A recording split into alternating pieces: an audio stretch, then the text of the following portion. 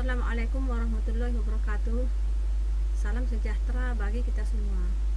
Anak-anak kami yang kelas 11, pada kesempatan ini kita akan melanjutkan pelajaran PPKN, yaitu berupa intisari ataupun rangkuman mulai dari bab 1.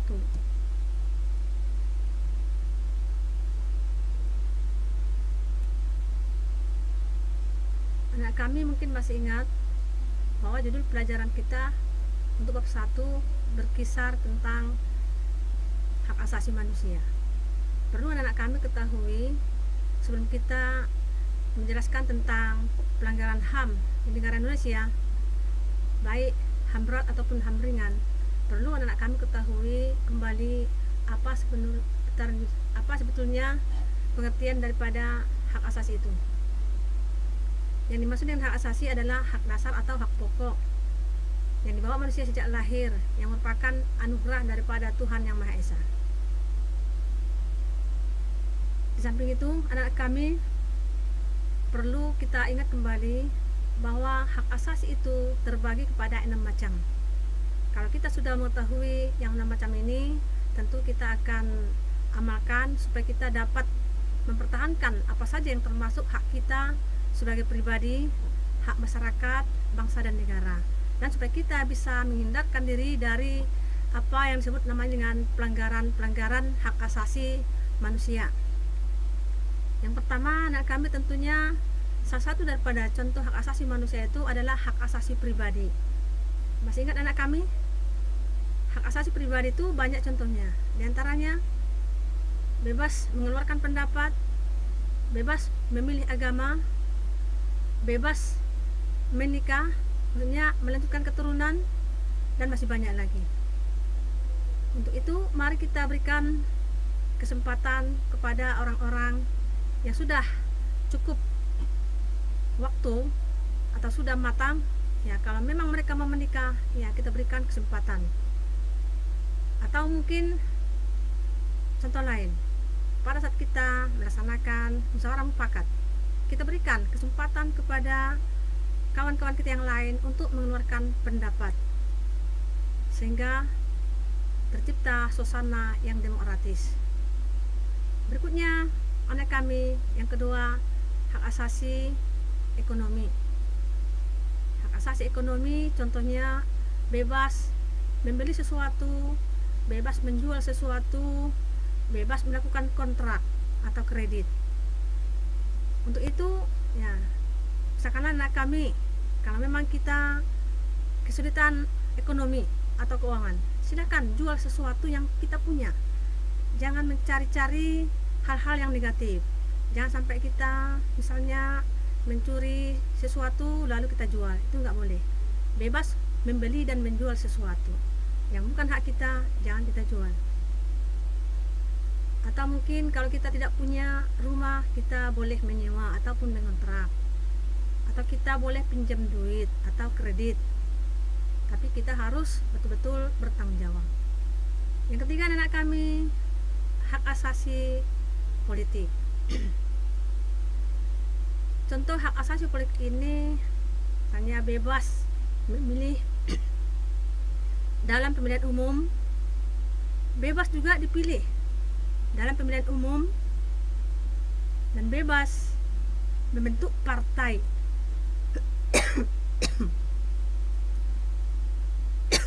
Maaf anak kami.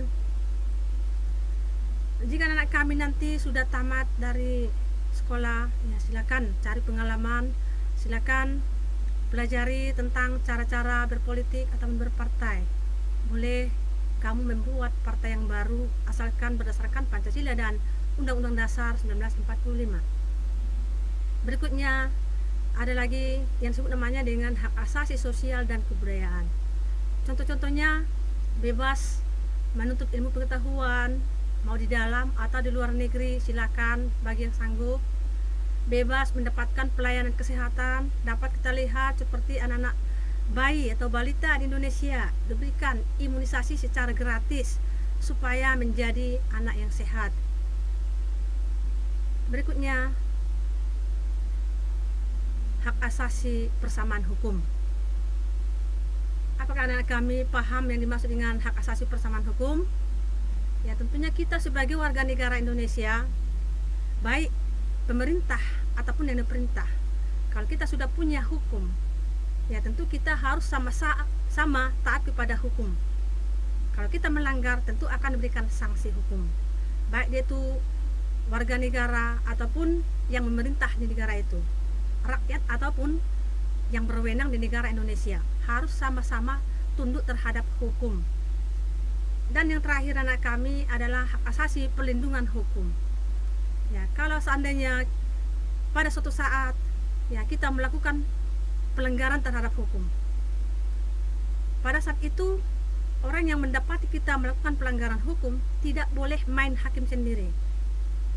Misalnya seseorang mencuri, karena dia ketahuan mencuri oleh yang punya, misalnya katakanlah ayam, maka yang punya ayam itu harus membawa pencuri ayam ini ke lembaga yang berwenang, misalnya dibawa ke kelurahan, bila perlu diproses ya di pengadilan. Jangan langsung main hakim sendiri, karena itu bertentangan dengan hukum. Nah, itulah anak-anak kami beberapa jenis hak asasi manusia yang harus kita ketahui supaya kita dapat membela hak-hak kita masing-masing. Dan dalam hal ini anak kami kita akan membahas seputar tentang pelanggaran hak asasi manusia di Indonesia. Pelanggaran hak asasi manusia yang dilakukan oleh individu terhadap individu yang lain disebut namanya dengan pelanggaran hak asasi secara horizontal.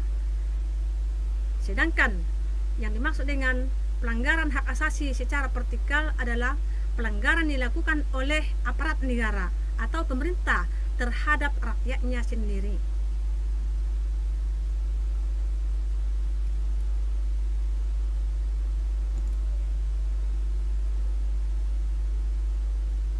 Jenis-jenis pelanggaran hak asasi manusia, di antaranya anak kami perhatikan yang pertama, kejahatan genosida. Apa yang dimaksud dengan kejahatan genosida?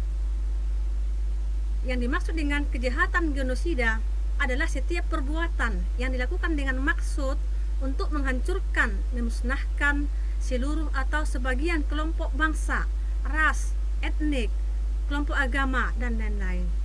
Sedangkan kejahatan terhadap kemanusiaan adalah perbuatan yang dilakukan dengan serangan yang meluas atau sistematik yang diketahui bahwa serangan tersebut ditujukan langsung terhadap penduduk sipil.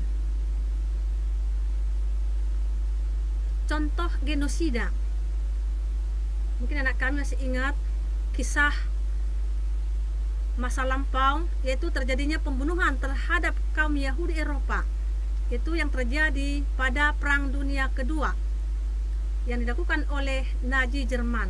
Masih ingat anak kami Perang Dunia Pertama? Supaya kita bisa memastikan kapan Dunia Kedua terjadi.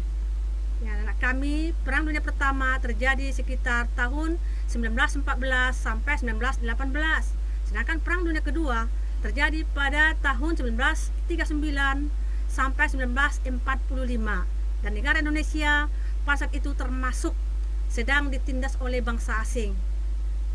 Contoh kejahatan terhadap kemanusiaan, pemusnahan meliputi perbuatan yang menimbulkan penderitaan yang dilakukan dengan sengaja yang dapat melenyapkan sejumlah penduduk tertentu. Perbudakan termasuk perdagangan manusia, khususnya perdagangan wanita dan anak-anak, pengusiran atau pemindahan penduduk secara paksa. Kasus pelanggaran hak asasi manusia yang terjadi di negara Indonesia, ya begitu banyak ya anak kami.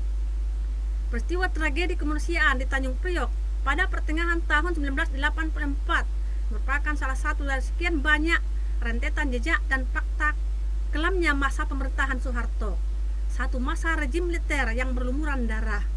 Kemiliteran dibentuk untuk menopang kekuasaan dan selalu siap menjalankan perannya sebagai kekuatan negara untuk menghadapi rongrongan ideologi apapun, termasuk ideologi agama yang diakui di Indonesia.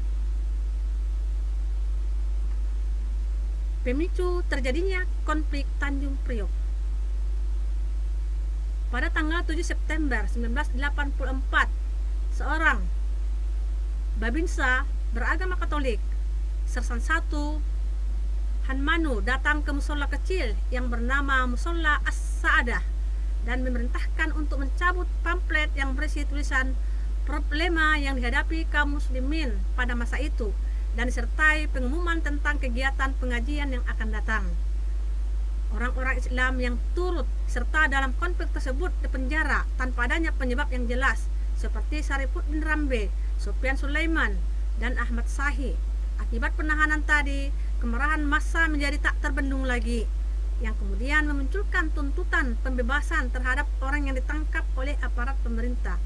Massa yang masih marah kemudian menemui salah satu tokoh di daerah itu, yaitu Amir Biki.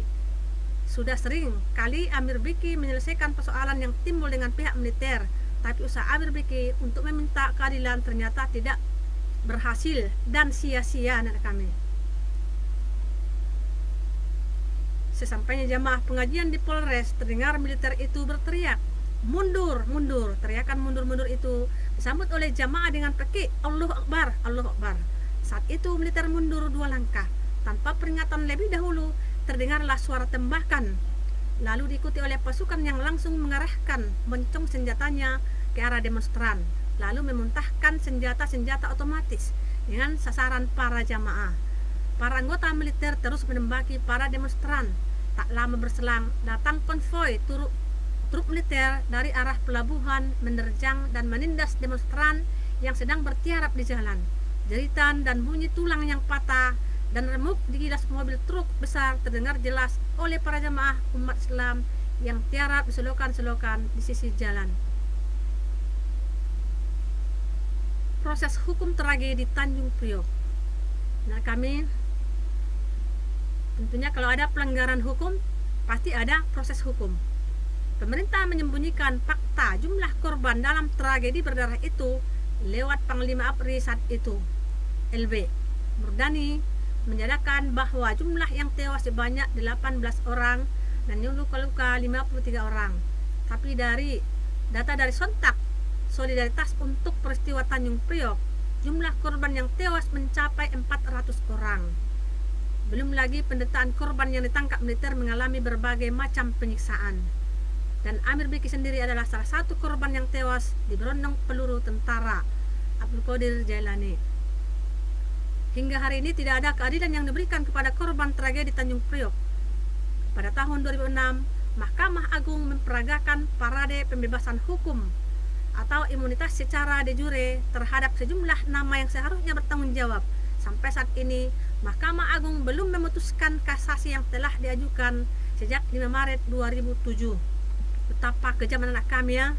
Dapat kita lihat bahwa perbandingan data yang disebutkan tadi cuma 53 orang, ternyata hampir mencapai 400 orang. Nah, terjadi kebohongan-kebohongan pemerintah. Coba perhatikan anak kami di gambar ini, ya kita melihat pada saat aparat ya mengangkut para jenazah. Kita melihat kesibukan-kesibukan mereka, antusias mereka untuk membersihkan sisa-sisa ataupun puing-puing akibat terjadinya tragedi. Berikutnya anak kami mungkin masih ingat bahwasanya salah seorang wanita pemberani namanya Marsina. Dia adalah salah seorang karyawan pabrik, tepatnya di PT Catur Putra Surya Porong, Sidoarjo, Jawa Timur. Beliau diculik ya karena keberaniannya melakukan demonstrasi bersama kawan-kawannya dalam rangka menuntut kenaikan upah buruh. Karena pimpinan perusahaan merasa dipermalukan dengan adanya demonstrasi, maka pimpinan perusahaan melakukan negosiasi dengan kawan-kawannya, yaitu berusaha untuk bagaimana cara supaya yang bernama Marsina itu bisa hilang lenyap dari perusahaan. Ya, mereka melakukan tragedi, yaitu melakukan penculikan, yang mana Marsina ini dibawa oleh beberapa orang ke sebuah perkebunan dan di sanalah nyawanya dihabisi dengan cara yang cukup sadis. Nah, kami ya supaya betul-betul ya kita ambil maknanya ya. Pada tahun 1993, Gubernur Kepala Daerah tingkat 1 Jawa Timur mengeluarkan surat yang berisi kenaikan gaji bagi karyawan perusahaan dan pabrik.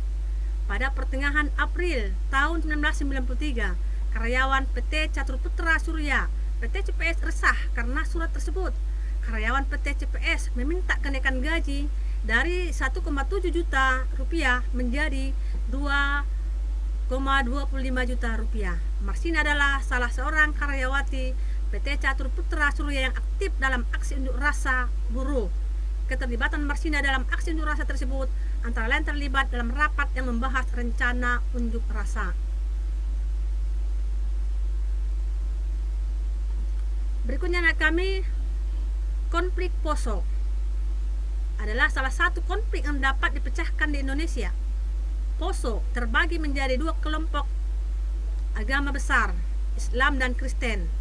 Sebelum pemekaran, Poso didominasi oleh agama Islam.